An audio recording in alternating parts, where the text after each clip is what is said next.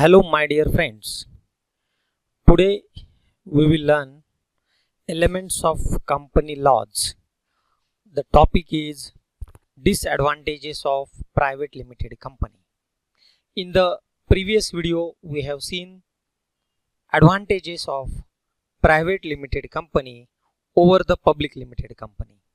Now, there are certain disadvantages of private limited company.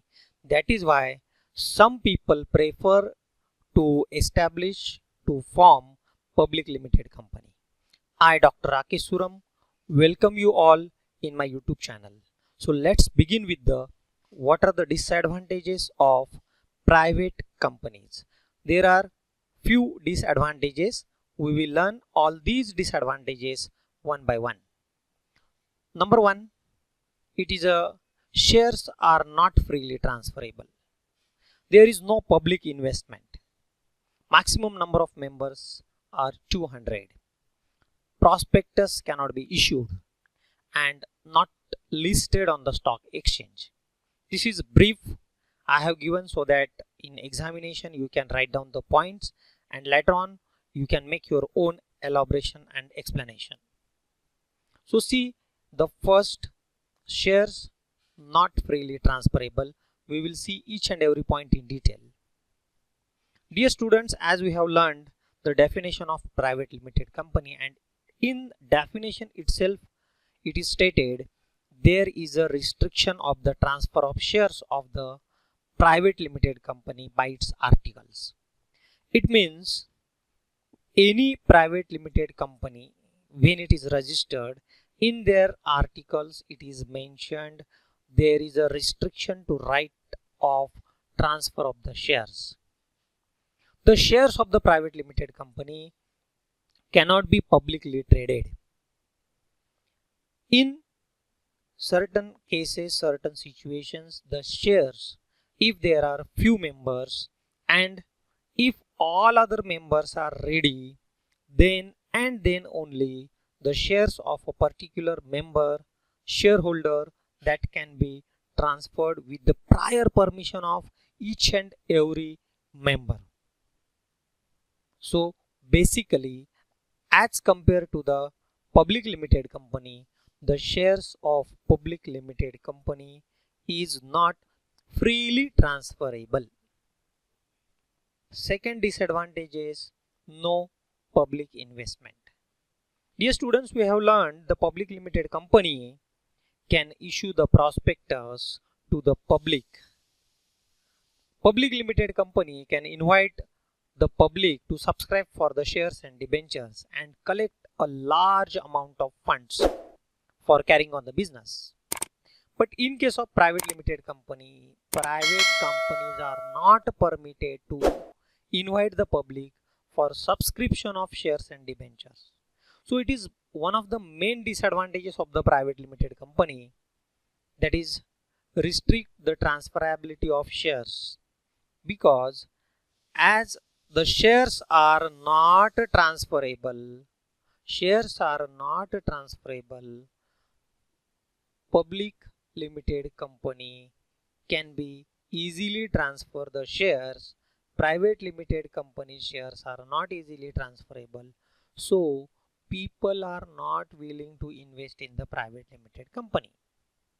Next, third is the maximum number of members. In case of the private limited company, that we have learned in the definition of the private company, as per the Companies Act 2013, maximum number of members shall not exceed 200. It means in private limited company we can add maximum 200 members as the shareholders.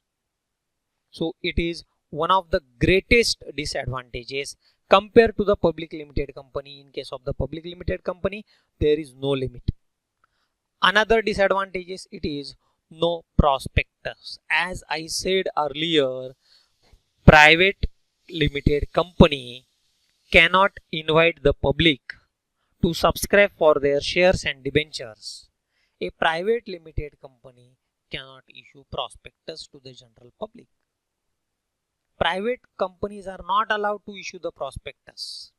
As it cannot issue the prospectus, it cannot raise the funds from the general public. And the last advantage is not listed on the stock exchange. Dear students, you already know there are two big stock exchanges, that is a Bombay Stock Exchange, which is the oldest stock exchange in Asia, and National Stock Exchange at the national level. Private companies cannot be quoted on the stock exchange. Private companies are not allowed to list their shares on the recognized stock exchange. So only public limited companies are allowed to list their shares on the stock exchange. As listing is not possible, public cannot buy and sell the shares of the private limited company. Now come to the conclusion. It is observed that private companies preferred by those persons who wish to take the advantages of the limited liability. But at the same time, these persons want to keep the control over the business within a limited circle, within a limited few members.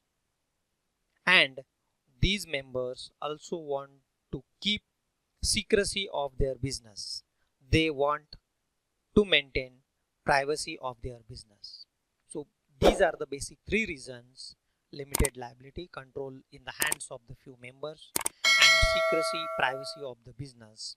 That is why many people use to form the private limited company, even though it has 5 disadvantages. Thank you. Thank you once again.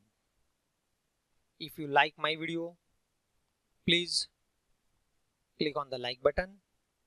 Please share the video. If you have any suggestion, please send it with me on my email address.